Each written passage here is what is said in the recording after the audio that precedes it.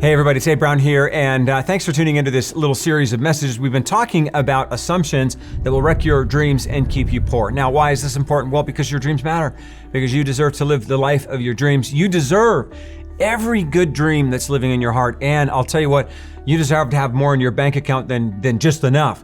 I'll tell you why, because there's a desire in you and in me to help others, to bless others, to give to others, to be generous with others, and you're never gonna get a chance to do that if you're just fighting for bare survival. So what are assumptions that keep you poor? What are some assumptions that wreck your dreams? An assumption that I believe keeps us poor and that wrecks your dreams is assuming that success is not about habits. Now think about this if you can with me for just a couple of moments. The scientists, the neuroscientists, they tell us that about 60 to 80% of everything that we do isn't really conscious or intentional, but it's more habitual and it's subconscious, right? So that means that most of what we do is not something that we're thinking about, it's something that we're doing subconsciously. So if most of what I do is subconscious, then the big question is, how do I start to change my subconscious? Because if I can change my subconscious, I can change my habits. And if I can change my habits, I can change my life. Now, again, think about it, do some math.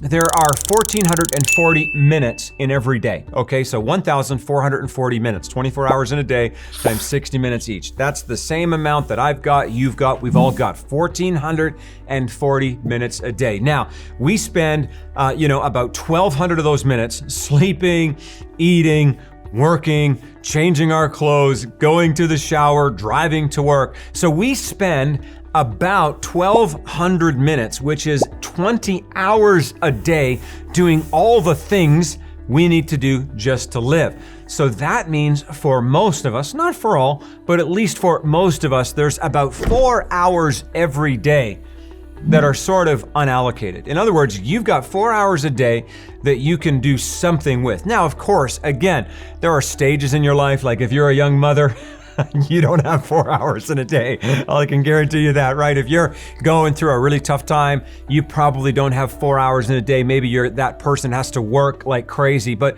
imagine there's some level of normalcy in your life. Maybe it's not 4 hours, maybe it's 2, maybe it's 1 hour that you have that's unallocated, uncommitted every day. Imagine that what you do with that 1 hour, if you multiply it over the course of a month, over the course of a year, over the course of a decade, how many do you think that could change your life? And if you were really smart about that 1 hour, you could probably multiply it to 2, maybe 3, 4, and then you tap into the multiplier effect of 1 hour a day, 2 hours a day, 3 hours a day, over a week, over a month, over a year, over a decade. Now what you're talking about is the kind of habit patterns that will change your life. Now, in our last video, I started talking about this guy named Thomas Corley, who spent 5 years studying the self-made wealthy and those who were in poverty. And what he discovered was that there was a lot that was different about them, but when you broke down the specifics, it was really about their daily habits. And he discovered several pillars of the self-made wealthy, several habits that the self-made wealthy had employed every day. And I want to share just a few of them with you, not too many, but here's one thing that he discovered is that wealthy people, self-made wealthy, spend at least 30 minutes every day in career or business-related reading or learning. Now think about that for a moment, right? You might say, well, I don't have the money to go to Harvard. Well, hey, neither do I, right? I don't have the time to go get a degree. Hey, maybe you don't, and that's okay. But could you take 30 minutes a day watching videos like this one? Could you take 30 minutes a day reading resources that will build a stronger mindset, a stronger business profile, a stronger strategy, a stronger approach? Absolutely you could. And as a matter of fact, if you got an internet connection, you have access to all of the knowledge of humanity, which could actually accelerate your growth. But a problem with that is that we face the temptation for Netflix and just mindless watching and entertainment. Now, I'm not anti any of that, but here's my question. Is that the best use of your time? Another habit of these self-made wealthy was that they were healthy people. Now, I didn't say that they were fitness fanatics. I didn't say that they were going to the gym, grinding it out 3 hours a day, 7 days a week, but they were focused on their fitness. And for these self-made wealthy, that looked like 4 workouts a week, at least, at a minimum of 30 minutes per workout. And what he found is that in these self-made wealthy people, that actually made all the difference, because when you work on your physical health, it's not just about your physical health, it's about your mental health. That mental health component, when you're burning through those calories physically, it clears your mind so you can think clearer, so you can actually see differently. I can't tell you in my own life how many times I run every day. That's how I do it. And I tell people I run not so much for my physical conditioning, but for my mental health. I can't tell you how many times I put those shoes on, I'm feeling depressed, I'm feeling discouraged, I'm feeling skunked, I'm feeling like life isn't good. And somewhere along the way, when I start running 5-10 minutes in, everything begins to change about my emotional state, my mental state, even my spiritual state. And I didn't have to spend any money to do it. I just needed to move my body. I'll tell you what, imagine the power in your life if you just start to move. Movement shifts your mindset, and your mindset will shift everything else within your life.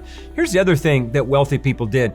You know what they did? They actually had strong relationships that were not as needed kind of relationships, but they were relationships that were focused on building support, building commonality, building community. You know, here's the challenge with being poor. A relationship when you're poor is a transaction. It's something that you seek to get something. So you don't reach out to people because you just want to find out how they're doing. You know, hey, how are your kids? I just want to say happy birthday to you. You are only often reaching out to people because you need something. And so what he found was that these wealthy people, they were a lot more proactive. These wealthy people, they were reaching out. They were spending time in healthy relationships. Now, what do relationships have to do with, fulfilling your dreams? What do relationships have to do with getting you out of poverty? I can tell you they have everything to do with it. Why? Because your circle determines your life. Jim Rohn said it like this: if you can tell me who your 5 closest friends are, I can tell you what your destiny will be. And I have seen that over and over and over again, that if we kind of flock together with birds of a certain feather, that's where we stay. But when we start to elevate our relationships, when we start to elevate our circle, we begin to change our outcomes. If you want to change your outcomes, you got to get yourself in a circle of people who have the outcomes, or at least are on the path to getting those outcomes that you're looking for within your life. And so think about this. This is a habit. I think a lot of us, we think that relationships are just random encounters.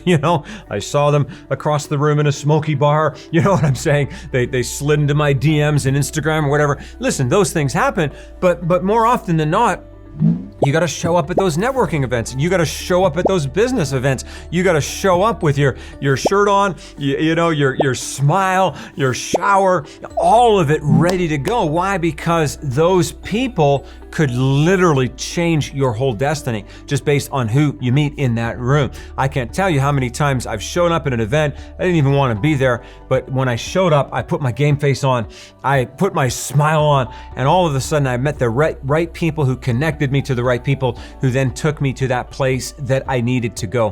What's my point here today? My point is that your success is all about your habits. Now, please take a moment and go to failuretoflourishing.com, failuretoflourishing.com, because there we have a free online course. We talk about how to literally move from failure to flourishing, how to construct the life that you've always wanted, how to live the life of your dreams. But I'll tell you what, as a bare minimum, it's really about the habits that you have within your life. It's really about your capacity to find the right habits and to live them. So thanks for checking this video out here today. Please do like, subscribe, comment below. We'd love to hear what you think. And hey, maybe consider joining our team, because we're building a team that's changing the world, and we would love for you to be there. Thanks so much.